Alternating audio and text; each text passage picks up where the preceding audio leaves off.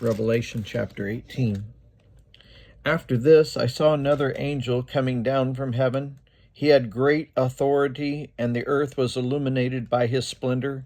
With a mighty voice he shouted, "Fallen, fallen is Babylon the Great. She has become a dwelling for demons and a haunt for every impure spirit, a haunt for every unclean bird, a haunt for every unclean and detestable animal. For all the nations have drunk the maddening wine of her adulteries. The kings of the earth committed adultery with her, and the merchants of the earth grew rich from her excessive luxuries." Then I heard another voice from heaven saying, "Come out of her, my people, so that you will not share in her sins, so that you will not receive any of her plagues. For her sins are piled up to heaven, and God has remembered her crimes. Give back to her as she has given. Pay her back double for what she has done. Pour her a double portion from her own cup. Give her as much torment and grief as the glory and luxury she gave herself.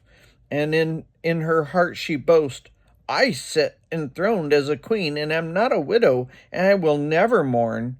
Therefore in one day her plagues will overtake her, death, mourning, and famine, and she will be consumed by fire, for mighty is the Lord God who judges her.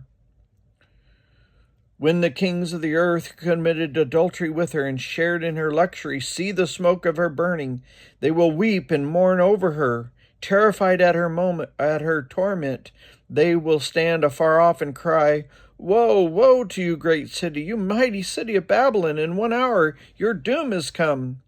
The merchants of the earth will weep and mourn over her because no one buys their cargoes anymore. Cargoes of gold, silver, precious stones, and pearls, fine linen, purple, silk, scarlet cloth, every sort of citron wood, articles of every kind made of ivory, costly wood, bronze, iron, and marble, cargoes of cinnamon and spice, of incense, myrrh, and frankincense, of wine, olive oil, of fine flour and wheat, cattle and sheep, horses and carriages, and human beings sold as slaves. They all will say, 'The fruit you longed for is gone from you. All your luxury and splendor have vanished, never to be recovered.' The merchants who have sold these things and gained their wealth from her will stand far off, terrified at her torment. They will weep and mourn and cry out, 'Woe, woe to you, great city, dressed in fine linen, purple and scarlet, and glittering with gold, precious stones, and pearls. In 1 hour such great wealth has been brought to ruin.'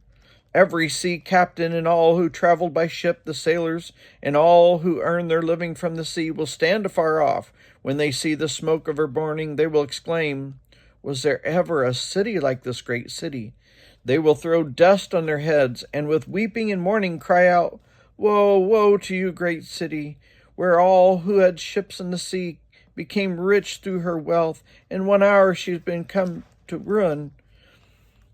Rejoice over her, you heavens. Rejoice, you people of God. Rejoice, apostles and prophets, for God has judged her with the judgment she imposed on you."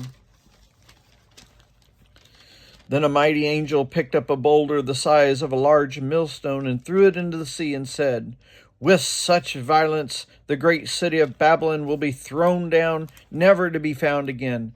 The music of harpists and musicians, pipers and trumpeters will never be heard in you again. No worker of any trade will ever be found in you again. The sound of a millstone will never be heard in you again. The light of a lamp will never shine in you again. The voice of bridegroom and bride will never be heard in you again. Your merchants were the world's most important people, but by your magic spell all the nations were led astray. In her was found the blood of the prophets and of God's holy people, all who have been slaughtered in the earth."